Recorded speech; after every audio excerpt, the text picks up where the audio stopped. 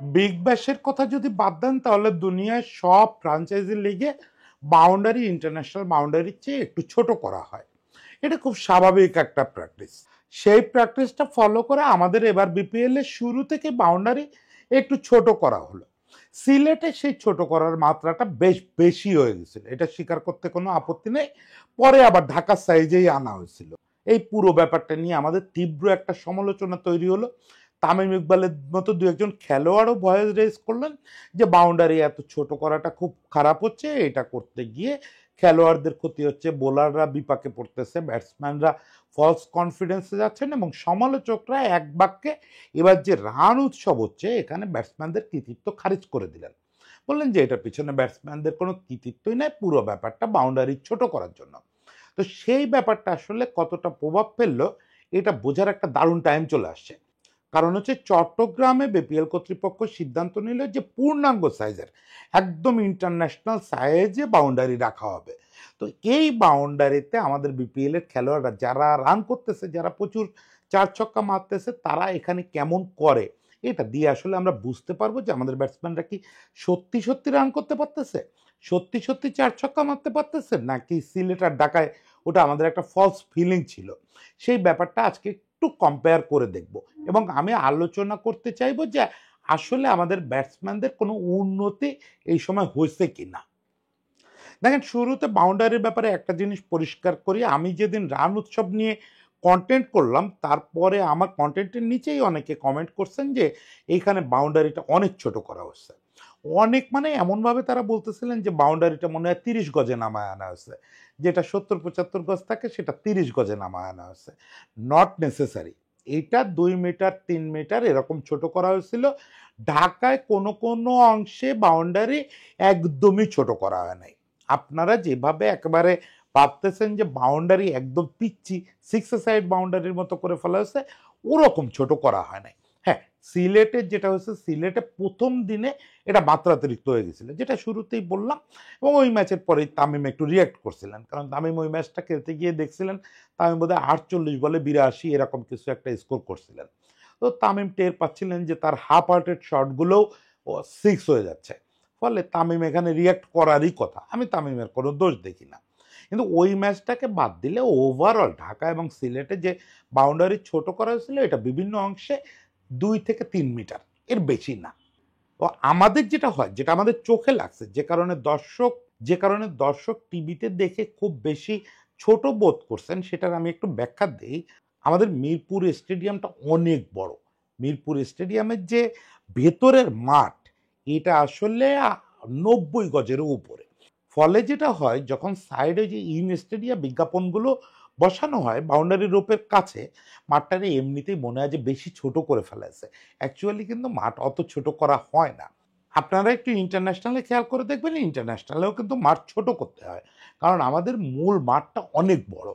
ফলে এটা একটু বেশি চোখে লাগছে। 2 মিটার ছোট করলেই মনে হয়েছে যে অনেক ছোট করে ফেলেছে। নট নেসেসারি, এত ছোট করা হয় নাই। তারপরেও আমরা একটু স্ট্যাটিস্টিক্যালি দেখব যে আসলে এই ছোট করা বড় করার প্রভাবটা কতটা পড়লো। আমি একটু মানে আমার খুবই স্বভাব বিরুদ্ধে একটা কাজ করতে হয়েছে এইটার জন্য। সেটা হচ্ছে পরিসংখ্যান গোটাগুটি। এইটা আমি দেখেন এই যে 20-22 বছর সাংবাদিকতা করছি, আমি এই কাজটা খুব একটা শিখি নাই। সাধারণত অন্যদের হেল্প নিয়েই এই পরিসংখ্যানের কাজটা করছি। কিন্তু এ বেলায় তো আমাকে হেল্প করার কেউ ছিল না, কারণ আমি জাস্ট যে ডাটাটা চাচ্ছিলাম ওই রকম ডাটা কোথাও তৈরি করা থাকে না। ফলে আমি সংক্ষেপে যেটা পারছি মানে একটু সরলীকরণ করে একটা স্টার্স বের করছি। সেটা হচ্ছে যে 3টা পর্ব হয়েছে, তো প্রথম ঢাকা পর্ব, দ্বিতীয় সিলেট পর্ব, তৃতীয় চট্টগ্রাম পর্ব। এই 3টা পর্বের ইনিংস প্রতি রানটা বের করছি, খুবই সরল হিসাব। যেমন ঢাকা পর্বে 16 ইনিংসের রান হয়েছিল 2648। এখন পর্যন্ত ঢাকা পর্বেই সবচেয়ে কম খেলা হয়েছে, আবার ঢাকা পর্ব শুরু হবে আজ থেকেই। এখানে ঢাকা পর্বে কিন্তু ইনিংস প্রতি রান সবচেয়ে বেশি ছিল, 189.1। 189.1 মানে বিরাট ব্যাপার, বিরাট ব্যাপার। 14 ইনিংস ধরে মানে 7 ম্যাচ ধরে অ্যাভারেজ 189 ধরে রাখা, এটা অবিশ্বাস্য একটা ব্যাপার। ফলে এই ঢাকা পর্বটা আমাদের আসলে সেন্সেশনাল একটা ব্যাপার ছিল। উইকেট যেমন দারুণ আচরণ করছে, আমাদের ব্যাটসম্যানরাও ওই সময় দুর্দান্ত আচরণ করছেন, মানে দুর্দান্ত রেসপন্স করছেন বোলারদের এগেনস্টে। ফলে ঢাকা পর্বে সবচেয়ে বেশি রান উঠছে। তাই না? এখানে একটা জিনিস আপনারা দেখবেন যে সিলেটে যেহেতু বাউন্ডারি বেশি ছোট হয়েছে, তাহলে সিলেটে তো ইনিংস প্রতি রান ঢাকার চেয়ে বেশি হওয়ার কথা ছিল, তা কিন্তু হয় নাই। সিলেটের চেয়ে ঢাকায় বেশি রান হয়েছে, মানে ঢাকার বাউন্ডারি সিলেটের চেয়ে বড় হওয়ার পরেও ঢাকাতে রান বেশি হয়েছে। তাহলে সিলেটে কত করে হয়েছে? সিলেটে ইনিংস প্রতি ওখানে 24 ইনিংস খেলা হয়েছে, মানে 12টা ম্যাচ খেলা হয়েছে, ওখানে ইনিংস প্রতি রান হয়েছে 173। 173 খুব মারাত্মক বেশি না, আবার খুব কমও না। খুব কম না মানে কি, একেবারেই কম না। 173 বেশ স্ট্যান্ডার্ড। আপনি যদি ফ্রাঞ্চাইজি টি-20গুলোর দিকে তাকান, 173 ইনিংস প্রতি রান খুব বেশি পাবেন না, ফলে 173 বেশ ভালো রান। কিন্তু আমি এখানে এই 173টারে গুরুত্ব দিতে চাই এই কারণে যে 173 কিন্তু 189 চেয়ে অনেক কম। ফলে ঢাকার চেয়ে আইনত সমালোচকদের যুক্তি অনুযায়ী সিলেটে রান বেশি হওয়ার কথা ছিল, তা তো হয় নাই। তার মানে বাউন্ডারি ঢাকা সিলেটে খুব একটা ডিফারেন্স গড়ে দিতে পারে নাই।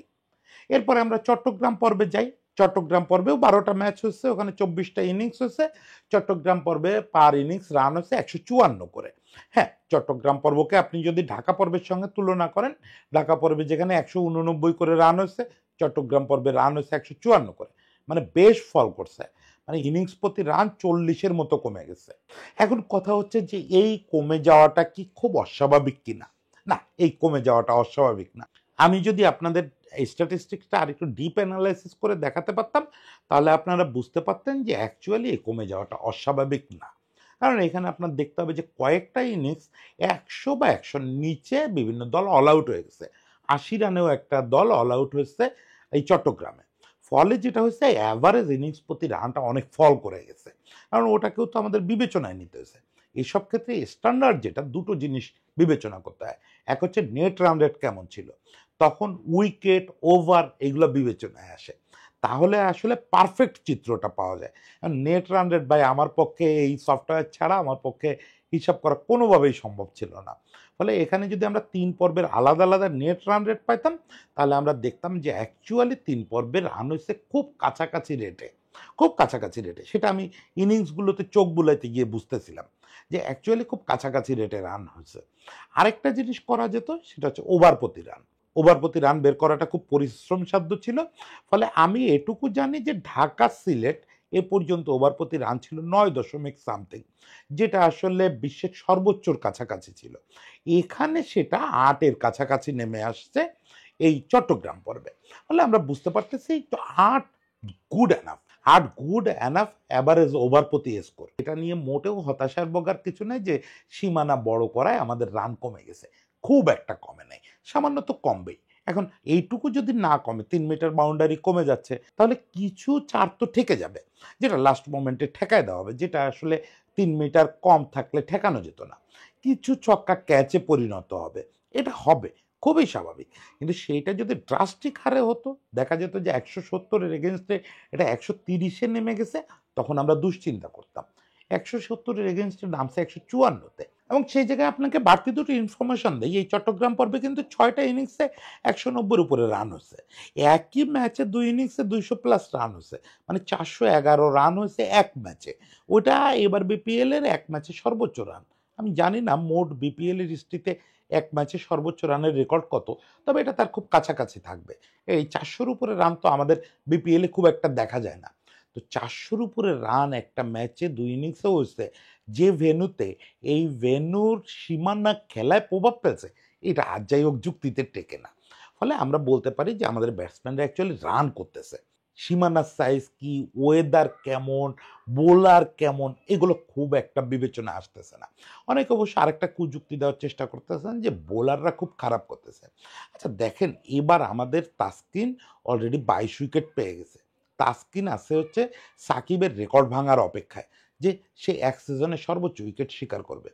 এছাড়াও আমাদের বোলাররা দুর্দান্ত করতেছে। অন্তত 6 জন বোলার 5-এর নিচে ইকোনমিতে বল করতেছে। তার মধ্যে নাইমের দেখলাম ইকোনমি রেট সবচেয়ে কম, মানে আমাদের নাইম, সেই আমাদের নাইম। তো এইটা যদি হয়, তার মানে বোলাররাও ভালো করতেছে। এমন না যে বোলাররা খুব খারাপ করতেছে, বোলাররা তো অনেক ম্যাচ ডমিনেট করতেছে। 4 উইকেট করে তুলে নিচ্ছে প্রায় বোলাররা, 7 উইকেটে তুলে নিচ্ছে তাসকিন। বোলাররা খুব খারাপ করতেছে এটা বলা যাবে না। হ্যাঁ, একটা গড়পড়তা বোলার শ্রেণী, এই আলাউদ্দিন বাবুর মতো, এরা প্রচুর রান লিক করতেছে, এটা প্রত্যেক বিপিএলে হয়, প্রত্যেক ফ্রাঞ্চাইজিতে হয়। ফলে এইসব জেনারেলাইজ করা যে আমাদের বোলাররা খুব ভালো করতে পারতেছে না, সীমানা ছোট করা হয়েছে বলে ব্যাটসম্যানরা রান করতেছে, এগুলো কারা বলে কেন বলে আমি বুঝতে পারি। চিরকালই এটা দেখে আসতেছি সেই শুরু থেকে যে আমাদের নিজেদের কোনো কিছু ভালো আমাদের সহ্য হয় না।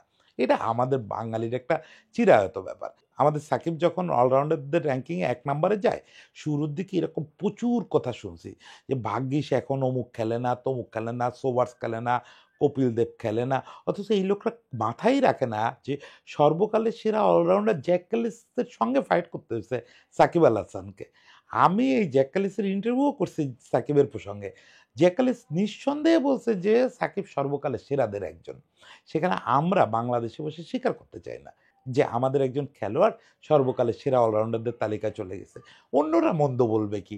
আমরা নিজেদের মন্দ বলে কুল পাই না। আমাদের দেশের একজন মানুষ নোবেল পাইলে আমরা চেষ্টা করি খুঁজে বের করার যে ওই লোক সুদ খায় কিনা, ওই লোক অমুকের সঙ্গে কি করছে, তমুকের সঙ্গে কি করছে। নোবেলটাও আমরা সেলিব্রেট করতে পারি না। এটা আমাদের জাতিগত বৈশিষ্ট্য এবং আজকে থেকে না, চিরকাল ধরে। ওই যে নীরজ সি চৌধুরী লিখছিলেন আত্মঘাতী বাঙালি। এই আত্মঘাতী প্রবণতা সবার ভিতরে আছে, চিরায়ত বাঙালির। এটা একটা চিরায়ত প্রবলেম যে আমরা নিজেদের কিছু সেলিব্রেট করতে পারি না। এই জন্য আমি যখন আমারও জীবনে প্রচুর নিন্দা সহ্য করতে হয়েছে, আপনি সব কিছু নিয়ে এত বাড়াবাড়ি করেন কেন, সব কিছুতে বড় বড় করে দেখান। জিসান একটা এই যে কালকে রাতের কন্টেন্টে অনেকে লিখছে যে জিসান বিপিএল এ রান পাচ্ছে না, জিসানরে আপনি বলে দিলেন এই সময় সবচেয়ে ভালো ছক্কা মারতে পারা প্লেয়ার। মানে মজাটা কোথায়? যে বিপিএল কি একমাত্র টুর্নামেন্ট? আমি জিসানকে আজকে দেখতেছি, আমি জিসানরে আন্ডার 17 থেকে দেখতেছি, ও কত সুন্দর ছক্কা মারতে পারে। একটা টুর্নামেন্টে তো ফ্লপ করতেই পারে। আমাদের ছেলেপেলেরে আমাদের অ্যাচিভমেন্টে আমরা না বললে কে বলবে রে ভাই? ডোলটা অন্যের হাতে দিলে তো ফাটে যাবে। ডোলটা অন্যের হাতে দিয়েন না এবং নিজেদের প্রত্যেকটা কাজ রে এইভাবে উড়ায় দিয়েন না। বাচ্চাদের বরং উৎসাহ দেন, ছেলেপেলেদের উৎসাহ দেন যে তোমরা পারতেছ। ওরা সত্যিই পারতেছে রে ভাই। এবার এই যে তানজিদ তামিম, লিটন, এনামুল, জাকির, ওরা যে অ্যাভারেজে এবং যে স্ট্রাইক রেটে রান তুলতেছে, এটা যদি একটুক মাঠেও করে না, এটা ওদের অভ্যস্ততায় পরিণত হচ্ছে।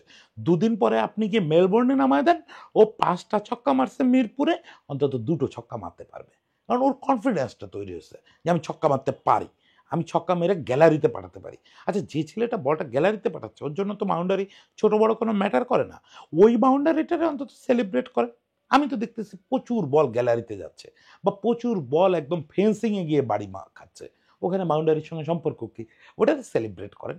বলেন যে আমাদের ছেলেরা এত বড় বাউন্ডারি মারতে শিখছে, 90 মিটার 93 মিটার ছক্কা মেরে দিচ্ছে।